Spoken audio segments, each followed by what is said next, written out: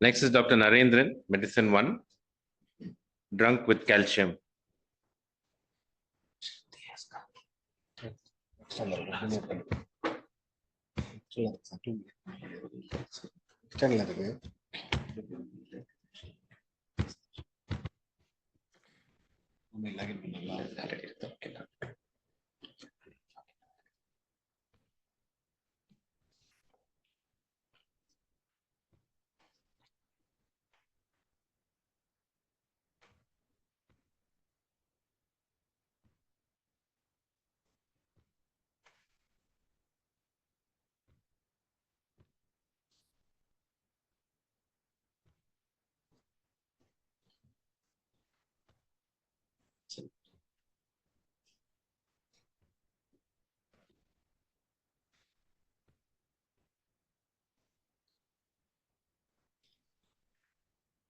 On behalf of Medicine 1. So, Mrs. R, a 45-year-old housewife from West Bengal, presented with altered sensorium for the past 10 days. She came to the OPD with these complaints actually. So, her baseline 10 days back, she was well and independent for activities of daily living. She was carrying out her usual work. She was a historian. She studied history and she carries out work in the home. No issues 10 days back. But what happened 10 days back? Gradually, the relatives noticed her to have episodes of irrelevant speech, talking to herself, and episodes of anger, agitation, and decreased verbal output. This has been gradually worsening over the past 10 days. There was one episode of imbalance and fall while she was walking around the home, and she had episodes of bladder incontinence also during this period. So gradually these symptoms came worse, and initially it was fluctuating sensorium is what the history given, but gradually the frequency of this confusion, irrelevant speech increased, and for the past 4 days she was not oriented to time, place, person. She wasn't eating well properly, not drinking well properly, and her sleep was disturbed at this time. There was no history of fever, headache, nausea, vomiting, or seizures noted at this time. There was history of weight loss in the past 1 year, around 8 kilograms, which was unintentional weight loss. So the history came in, and past history significantly, she's a known case of diabetes mellitus for the past 20 years and is on pre-mixed insulin and hypothyroidism for the past 12 years and is on thyroxine supplementation. There is history of multiple skin lesions she had in the trunk, the abdomen and the back for the past 2 years, and she was treated for the same. Personally, she takes a mixed diet, sleep and bowel habits, appetite, everything was normal prior to the illness, and she did not have any addictions, and there was no significant family history. So, brief treatment history for this complaint is 10 days back. She was evaluated outside and was started on anti-Parkinson medications, and she wasn't taking that though. And one significant finding was she was went for a general checkup 3 months back. That report showed a significant elevation of alkaline phosphatase and gamma glutamyl transferase. Other than that, she was continued on routine medication. There is no history of complementary or alternative medication intake also. So here on presentation, she was actually initially she was conscious, and but she was not oriented to time, place, and person. Actually, it's after this was a second examination, but she was not oriented to time, place, person at presentation. And pulse was 96 beats per minute, blood pressure 130/80, respiratory was 20 per minute. JVP was not elevated. She did not have any pallor, cyanosis, clubbing, or lymphadenopathy or pidal edema. There was multiple hyperpigmented skin lesions noted over the trunk and the back. So few of the lesions were slightly the macular, and few were slightly raised lesion. And the thyroid and breast examination was normal. So these are the skin lesions. These was treated for 2 years. She's been having these lesions, and these lesions were being treated with steroid ointment. And following it's actually it was initially more reddish and slightly raised, and now it has been flattened and treatment modified. And systemic examination, cardiovascular, respiratory system examination are normal. Per abdomen, the TROPS phase was dull. And central nervous system examination, she was not oriented to time, place, of and person. And she had ankle jerk absent. Ankle jerk absent. Otherwise, as far as she cooperated, grossly the central nervous system examination was normal. There was no paucity of limb movements. And cranial nerve examination was also grossly normal. She was able to look fully, EOM was full, pupillary reflex present, no facial deviation, no and gag reflex was present. Plantar was flexor, and there was no neck stiffness noted. So this patient presented with a 10-day history of a subacute encephalopathy or a delirium, because she was an alternating, fluctuating sensorium was there. Sometimes she was speaking well, sometimes she was altered. So this fluctuating sensorium was there. So the differentials considered were initially a metabolic causes we're considering. Second thing was systemic infections causing a septic encephalopathy, or CNS infection like meningitis or encephalitis causing this delirious state. Or other differential that we consider were third were autoimmune encephalitis or a steroid responsive encephalopathy, so like a Hashimoto's encephalopathy, or an underlying psychiatric disorder. There was history of some dysthymia for which we was treated 2 years back also. So maybe possible psychiatric disorder or any exposure to drugs or toxins. These are the differential considered at this point. So she was evaluated for the above mentioned differentials. Initially, significant findings were she was slightly anemic, 9.7 was a HB with it was a microcytic types with MCV of 77.6. Total counts were raised 19,600 with differential count neutrophilic predominance 90%, and platelet counts were 5,75,000. And her liver function test showed AG reversal with the total protein of 7.9 and albumin of 3.4, along with raised ALP and GGT, alkaline for 783 and GGT 621.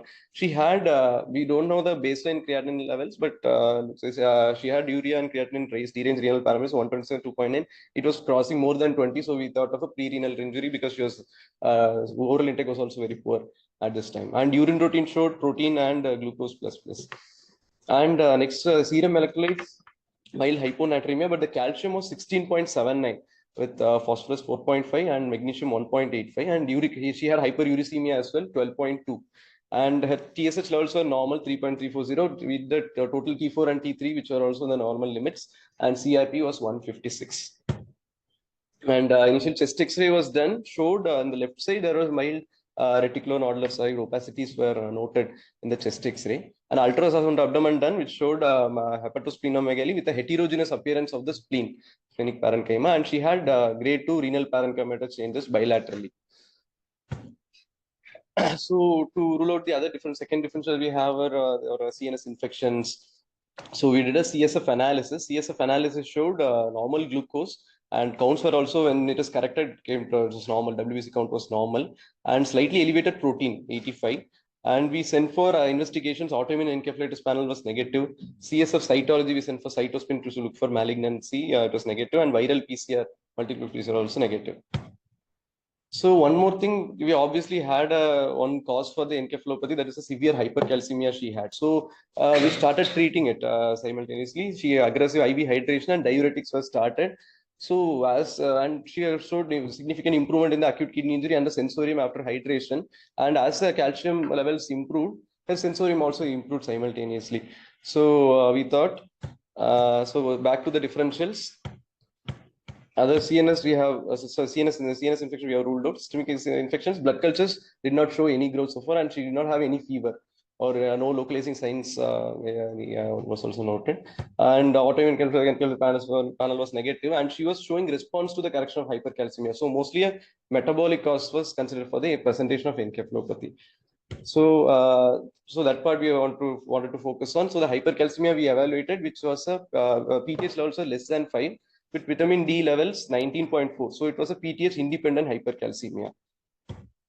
So the differentials considered for the PTH independent hypercalcemia, initially she had a history of weight loss for the past 1 year.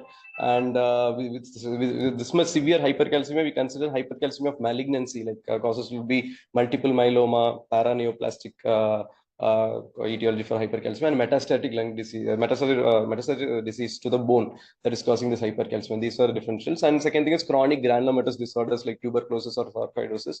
There was vitamin D intoxication and medications like thiazide, lithium, vitamin A, and hyperthyroidism. So she did not have a history of consumption of these medications, and thyroid levels were normal. Vitamin D levels were also less actually. So the first two differential were the working diagnosis at this point. So she had AG reversal and had deranged renal parameters, anemia, and hypercalcemia. So we wanted to multiple myeloma, so one of the causes considered. But she showed polyclonal hypergammaglobulinemia. There was no monoclonal band noted, and immunofluorescence reactor was normal, and urine BJP was also negative. So multiple myeloma, like you can ruled out at this point.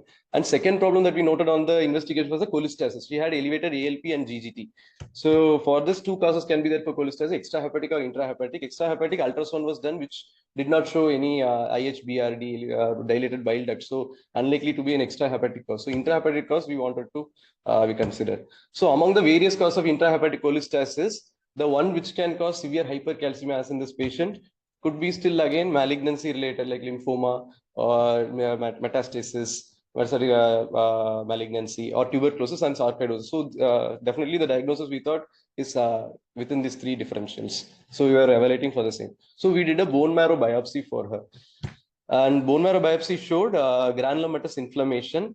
Sarcoidosis was a possibility, and tuberculosis still couldn't be explored was a report given. But there was no acid-fast bacilli or fungal organisms seen in the bone marrow. So we evaluated for the tuberculosis also. We sent expert TB induced sputum, and which was negative. And we did a MAN2 test, which did not show any response after 48 hours. And ACE levels we sent, it was raised 139. So we entered with the PET CT thorax abdomen pelvis as a sarcoidosis protocol. They gave a nice low carbohydrate, high protein and high fat meal for her for 1 day, and we did the sarcoidosis protocol, which showed multiple generalized lymphadenopathy, multiple levels: cervical, mediastinal, intra-abdominal lymphadenopathy, which was all subcentimetric, and she also noted to have reticular opacities and ground glass opacities in bilateral lung, and overall picture was suggestive of a granulomatous etiology, more likely to be a sarcoidosis more than tuberculosis. So, the cycle protocol mainly was done to look at the heart. She did not have any involvement of the heart. There was no uptake, and the echocardiogram was also normal.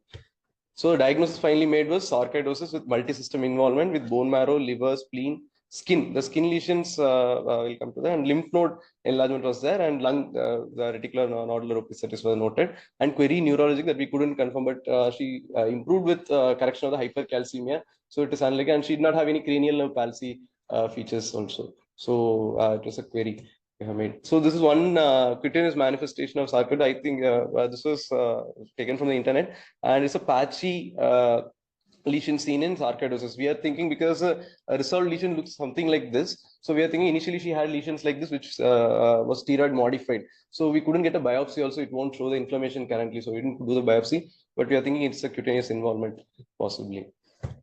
So the cause of hypercalcemia in sarcoidosis, it is due to increased production of 1,25 hydro. Actually, there is increased production of 1 alpha hydroxylase, which activates all this vitamin D to active form.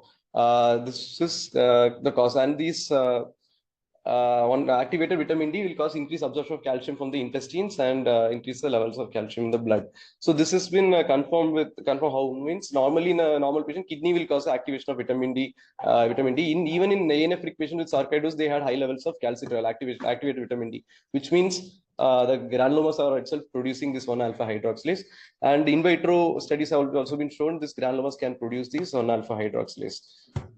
So sarcoidosis, only 10% of patients have been can have hypercalcemia, and them presenting with hypercalcemic encephalopathy as initial presentation is quite rare, and only few case reports have been noted for the same. So this patient had a atypical presentation, it's quite rare, and she did not have predominant pulmonary involvement. Usually pulmonary involvement predominant. She had mostly extrapulmonary manifestation with liver, spleen, and bone marrow being predominantly involved. So that is one thing. So our patient, we asked her to advise to avoid sun exposure because sun exposure can increase the production of vitamin D. Hypercalcium is the main problem actually for her presenting. So avoid sun exposure and calcium restricted diet, maximum only 300 to 400 mg per day, low oxalate diet to avoid spinach and potatoes. And she was started on tablet prednisolone 1 mg per kg, and we are planning to taper gradually. And we also started methotrexate and to continue methotrexate for a long time because the hypercalcemia kept on repeating. It won't get resolved with just a brief short course of steroid therapy. In other patients with milder illness, we can just give steroids and stop it over a period of time. But since she has recurrent hypercalcemia even after discharge, we are planning to continue her on methotrexate and follow up based on that. It can reduce the granuloma load and calcium levels. So learning points are diagnostic approach to hypercalcemia and cholestatic jaundice and the correlation between them and the management of sarcoidosis. Let's give Dr. Narendiran a hand. The calcium levels would have come in emergency department itself. It came in the OPD. She presented to the OPD with these complaints. So why did, if we knew the calcium was more than 12, why did we proceed with MRI and CSF first and then evaluate the hypercalcemia? Yes, sir. MRI actually first we ordered it, but we found her to have this acute kidney injury, and so we want to do a MRI brain contrast. So we initially withheld, and we found the hypercalcemia as one of the cause. So we thought we will treat it, and we'll wait for the acute kidney injury to resolve, and then do the MRI. MRI also was done, which is normal. So. Thank you. Next, we move on to Dr. Brightlin.